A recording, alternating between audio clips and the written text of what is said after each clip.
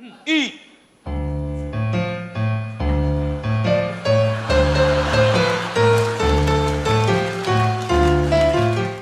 Nous restons sur la guerre entre l'Ukraine et la Russie, un an de guerre, avec ce témoignage qui nous est arrivé de Nikolai, qui habite Bastia. Bonjour Nikolai.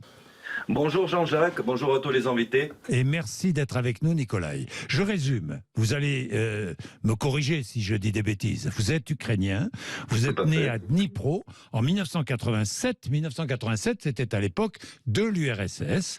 Vous êtes arrivé en France en 2002. La moitié de votre famille est russe, l'autre ukrainienne. Comment vivez-vous cette guerre ? Écoutez, exactement comme vous l'avez décrit, d'une manière très très étrange, parce que même aujourd'hui, en ayant les contacts avec ma famille, il y en a une qui est très actuellement, c'est fou parce qu'ils détestaient des Zelensky juste avant le conflit, maintenant ils sont en fond derrière, et l'autre partie qui a même peur, qui vit en Ukraine aussi, qui a même peur de s'exprimer au téléphone, de peur d'être réprimé par le SBU et vous savez la police un peu politique qui sévit en temps de guerre. Oui, voilà. Les polices politiques qui sévissent partout d'ailleurs, hein. Côté Exactement. russe comme du côté ukrainien, hein. C'est Exactement. évident. C'est évident. Votre famille côté russe, enfin votre famille russe est installée toujours en Ukraine.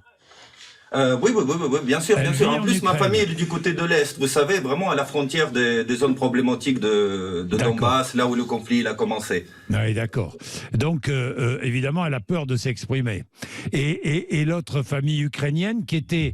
Mais j'ai eu plusieurs témoignages qui allaient dans ce sens, qui était anti-Zelensky et qui aujourd'hui est évidemment à fond derrière le pouvoir ukrainien parce qu'elle est patriote.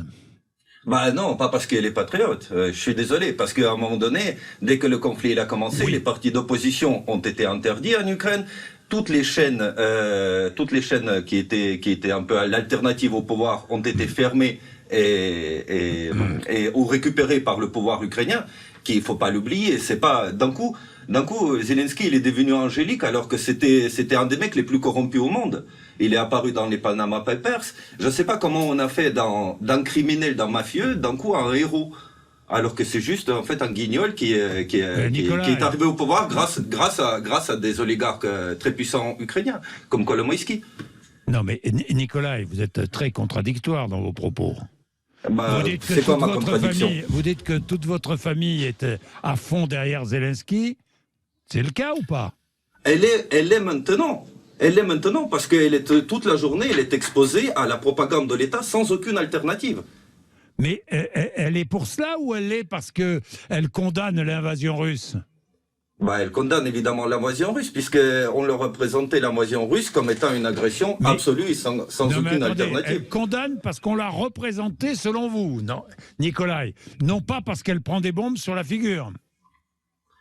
Ça, évidemment, ça y contribue. Le truc, c'est que quand on se prend les bombes sur la figure, très souvent, on ne sait pas qui c'est qui tire, on est là caché dans un bunker ou dans un sous-sol et on a peur.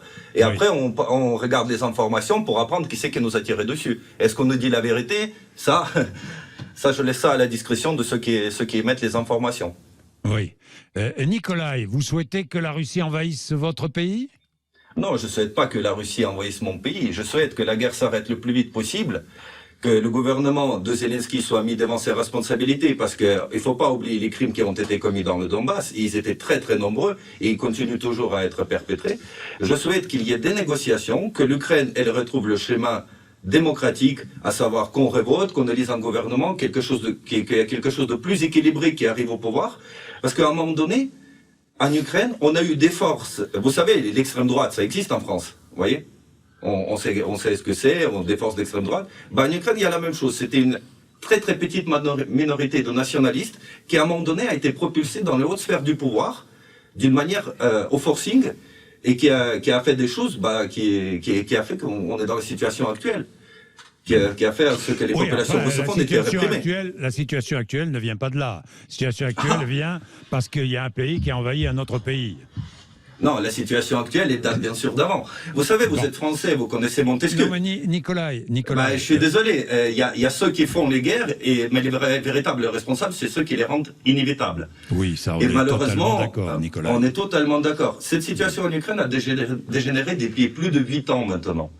Et aujourd'hui, en fait, quand la capitale russe se trouve de la frontière ukrainienne à 300 km, à peu près 300 km, la position ukrainienne qui allait devenir extrêmement pro-OTAN n'était pas tenable pour la Russie. Il s'agissait des intérêts vitaux. Rappelez-vous de la crise de Cuba.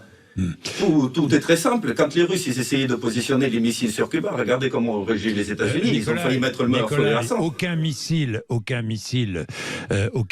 n'a été positionné en Ukraine pour menacer la Russie. Aucun pays occidental n'a dit que son objectif était d'envahir la Russie. Aucun, Nikolai.